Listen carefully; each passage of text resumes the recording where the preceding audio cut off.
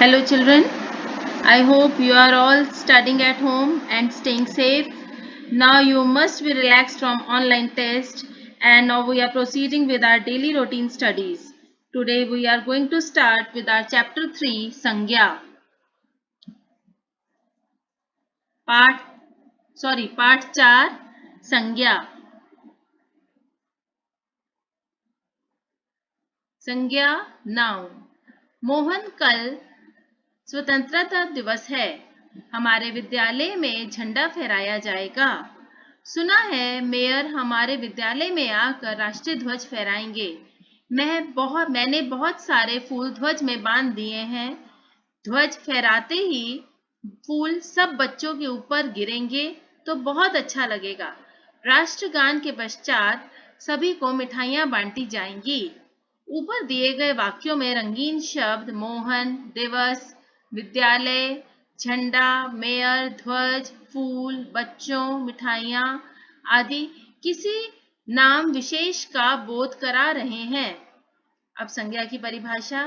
किसी वस्तु, व्यक्ति, स्थान, प्राणी और भाव के नाम का बोध कराने वाले शब्द संज्ञा कहलाते हैं. जैसे लाल बहादुर शास्त्री, कुतुब मीनार, हाथी, भारत. बच्चों, नेम, प्लेस, एनिमल, थिंग. एक चीज ध्यान रख लीजिए बस, कोई भी नाम हो, जैसे इसमें लाल बहादुर शास्त्री दिया हुआ है, ऐसे कोई भी नाम हो, आपका, हमारा, आपके माता पिता, किसी भी रिश्तेदार का, पूरी दुनिया में जितने भी नाम हैं वो सारे संज्ञा हैं. किसी भी स्थान, इसमें कुतुब मीनार स्थान दिया गया है. कोई भी स्थान, बगीचा, खेलने का मैदान, आगरा का ये ताजमहल, दिल्ली का लोटस टेम्पल, या और भी बहुत सारी इमारतें या बहुत सारे देखने योग्य चीजें, या आपका स्कूल, या आपका ये मॉल्स भी, ये जितने भी स्थान हैं वो सारे के सारे आपके संज्ञा हैं. जितने भी एनिमल्स, प्राणी, इसमें जीव जंतु हैं, प्राणी, हाथी, रेप्टाइल, जैसे इसमें हैं जितने भी एनिमल्स यानी कि पशु, रेप्टाइल्स और पक्षी जितने भी हैं इसमें पूरे यूनिवर्स में, वो सारे आपको संज्ञा का बोध कराते हैं. और भाव यानी कि आपका, जैसे कोई भी आपके जिस तरह से कहते हैं हम दर्द, सुख कि आपके इमोशंस, उन सबको हम बोलते हैं नाउन, संज्ञा. इसमें भारत जो है व्यक्तिवाचक संज्ञा है, क्योंकि भारत और लाल बहादुर शास्त्री सब एक उसमें आएंगे अंडर. संज्ञा के भेद. संज्ञा के 3 भेद होते हैं. व्यक्तिवाचक संज्ञा यानी कि प्रॉपर नाउन, जातिवाचक संज्ञा कॉमन नाउन, और भाववाचक संज्ञा एब्स्ट्रैक्ट नाउन. व्यक्तिवाचक, जिस शब्द से किसी विशेष व्यक्ति, वस्तु और स्थान का बोध हो उसे व्यक्तिवाचक संज्ञा कहते हैं. या एक और एग्जाम्पल हम आपको दे रहे हैं, एक और डेफिनेशन बता रहे हैं. जिन शब्दों से किसी विशेष व्यक्ति, विशेष प्राणी, विशेष स्थान या किसी विशेष वस्तु का बोध हो उसे व्यक्तिवाचक संज्ञा कहते हैं. जैसे ताजमहल वो एक इमारत का नाम है, कुतुब मीनार एक इमारत का नाम है, लता मंगेशकर एक गायिका का नाम है, कलश जो कि हम पूजा के लिए इस्तेमाल करते हैं, एफिल टावर एक इमारत का नाम है. इस तरह से जो भी शब्द हमें कोई भी एक पर्टिकुलर चीज के बारे में बताएंगे, पर्टिकुलर व्यक्ति के बारे में बताएंगे, तो उसको हम व्यक्तिवाचक संज्ञा कहते हैं. कुछ अन्य व्यक्तिवाचक संज्ञाएं इस प्रकार हैं. पर्वतों के नाम, यानी जितने भी पहाड़ हैं पूरी दुनिया में, नीलगिरी, हिमालय, विंध्याचल, खाली ये नहीं कि इंडिया की बात कर रही हूँ, मैं सारे वर्ल्ड की बात कर रही हूँ. जितने भी पहाड़ हैं, पर्वत हैं, छोटी छोटी पहाड़ियां हैं, वो सब आपकी व्यक्तिवाचक संज्ञाएं हैं. दिनों के नाम, सोमवार, मंगलवार, रविवार, ये सब आपके व्यक्तिवाचक संज्ञाएं हैं.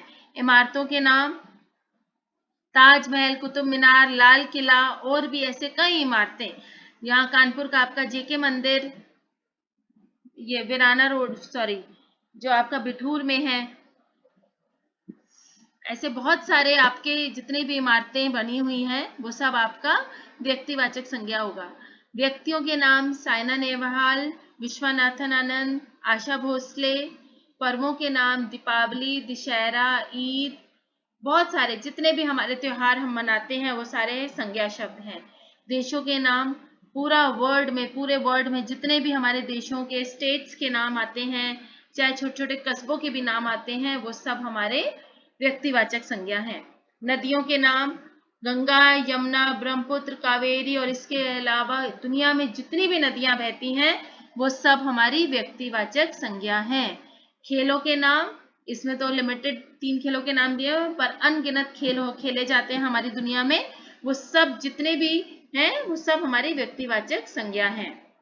इसके बाद आता है हमारा जातिवाचक संज्ञा यानी कि कॉमन नाउन। जिन शब्दों से एक ही प्रकार के सभी प्राणियों या वस्तुओं का बोध होता है उन्हें जातिवाचक संज्ञा कहते हैं। या एक और डेफिनेशन मैं आपको बता रही हूँ, जो शब्द एक ही जाति के विभिन्न व्यक्तियों, प्राणियों, स्थानों एवं वस्तुओं का बोध कराती है उन्हें जातिवाचक संज्ञाएं कहते हैं। जैसे गाय, कोई भी गाय, सारी गाय एक जैसी दिखती हैं। मजदूर, कोई भी मजदूर। किताब, कोई भी किताबें, कोई एक पर्टिकुलर किताब की बात नहीं की जा रही है, कोई भी किताब। घड़ी, कोई भी घड़ी। मक्खी, कोई भी मक्खी, सारी एक जैसी दिखती हैं, इसलिए वो सब जो है जातिवाचक संज्ञा कही जाएंगी। कुछ अन्य जातिवाचक संज्ञाएं इस प्रकार है, नदी, पहाड़, फल, सब्जी, आदमी, फूल, पेड़, इमारत, अध्यापक, अध्यापिका, खिलाड़ी, पशु, पक्षी, बच्चे, मंदिर, मस्जिद, गिरजाघर, ये सब आपकी जातिवाचक संज्ञाएं कही जाती हैं। ये बच्चों इसलिए ऐसे कहा जा रहा है, जैसे अभी आपने ऊपर व्यक्तिवाचक संज्ञा में भी देखा कि उसमें भी आपके पर्वतों और नदियों के नाम थे, पर उसमें एक पर्टिकुलर नाम दिया गया है। जैसे उसमें आपने पर्वतों के नाम देखे, नीलगिरी, हिमालय, विंध्याचल, उसमें एक पर्टिकुलर पर्वतों के जो नाम दिए गए हैं वो नामों की वजह से उनको व्यक्तिवाचक संज्ञा दिया गया है। इसमें आपको जातिवाचक इसलिए है, जैसे हम आपको एक एग्जाम्पल बता रहे हैं कि उस गांव में एक नदी बहती है।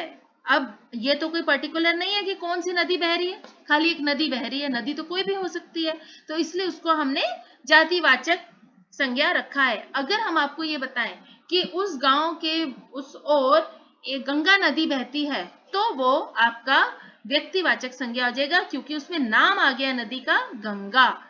ठीक है बच्चों, इसी वजह से अगर हम एक जनरल बात कर रहे हैं, नदी, जैसे उस पहाड़ की चोटी बहुत ऊंची है, या ठेले वाला फल लेके आया, सब्जी वाला सब्जियां लेकर आया, उसमें कोई पर्टिकुलर चीज का नाम नहीं लिया गया है, वो एक जनरल एक समूह का नाम लिया जा रहा है, उसमें एक जनरल एक चीजों का नाम लिया जा रहा है कि हाँ जैसे वहां एक आदमी खड़ा है, कौन आदमी खड़ा है, कैसा आदमी खड़ा है, नहीं बताया गया, इस वजह से उनको एक जातिवाचक संज्ञा दिया गया है। इसके आगे हम आते हैं भाववाचक संज्ञा यानी कि एब्स्ट्रैक्ट नाउन। जिन शब्दों से किसी व्यक्ति या वस्तु के गुण, दशा, स्थिति या भाव आदि का पता चलता है उन्हें भाववाचक संज्ञा कहते हैं। या एक और आपको डेफिनेशन बता रहे हैं, जो शब्द गुण, कर्म, दशा, अवस्था, भाव आदि का बोध कराएं उन्हें भाववाचक संज्ञा कहते हैं। जैसे थकावट, मुस्कुराना, प्यारा, मिठास, बचपन, सुंदरता, ये सारे भाव हैं, ये सब भाव हैं। जैसे बच्चा बहुत प्यारा है, चॉकलेट में मिठास है, बचपन में श्री कृष्ण बहुत नटखट थे, इसमें नटखट भी भाववाचक संज्ञा है, बचपन भी भाववाचक संज्ञा है। सुंदरता, सुंदरता स्त्री, सुंदरता स्त्री का गहना है। इस तरह से भाववाचक संज्ञा, कुछ और भाववाचक संज्ञा इस प्रकार है, गुण दोष, जैसे भलाई, बुराई, अच्छाई, कड़वाहट, नमकीन, खट्टा आदि। इसमें आपका जैसे उसमें आपके गुण भी बताए गए हैं, उसमें उसके दोष भी बताए गए हैं, भलाई करना, बुराई है, अच्छाई, कड़वाहट, करेले में कड़वाहट है, यह नमकीन, यह नमक पारे नमकीन है, इमली खट्टी है, माँ ने बोला हमें भलाई के रास्ते पर चलना चाहिए, हमें बुराई का साथ नहीं देना चाहिए। तो ये सब जितनी भी उनके गुण दोष की भावनाएं हैं वो सारी हमारी संज्ञा शब्द हैं। अवस्था यानी कि स्टेजेस, बुढ़ापा, युवावस्था, अमीरी, गरीबी, ये सब भी हमारी जितनी भी अवस्थाएं हैं, स्टेजेस, रात दिन, ये सब हमारे भाववाचक संज्ञाएं हैं। इसमें एक बार फिर से हम आपको दोहराते हैं, इसमें सब चीज एक बार फिर से दोहरा रहे हैं बच्चों। व्यक्ति, प्राणी, वस्तु या स्थान के नाम को संज्ञा कहते हैं। संज्ञा के 3 भेद होते हैं, व्यक्तिवाचक संज्ञा, जातिवाचक संज्ञा, भाववाचक संज्ञा। व्यक्तिवाचक संज्ञा किसी विशेष व्यक्ति, प्राणी, वस्तु या स्थान के नाम का बोध कराती है। जातिवाचक संज्ञा संपूर्ण जाति का बोध कराती है, जैसे पशु, मनुष्य, पक्षी, पुस्तक आदि। भाववाचक संज्ञा गुण, दोष, अवस्था आदि का बोध कराती है। तो बच्चों, आज हमने आपका इस संज्ञा का चैप्टर कंप्लीट किया है। इसके साथ जो हम आपका असाइनमेंट देंगे उसको आपने हिंदी लैंग्वेज में करना है। बहुत इजी है, एक बार फिर से इस वीडियो को बहुत ध्यान से देखिएगा, कोई मुश्किल नहीं है। 3 तरह की संज्ञाएं हैं, 3 तरह की संज्ञा के भेद हैं। बहुत ध्यान से करिएगा। अगर आपको उसमें कोई अंडरलाइन भी करने के लिए दिया गया है, टिक एंड क्रॉस भी है, तो बहुत ध्यान से उसको करिएगा। Thank you so much.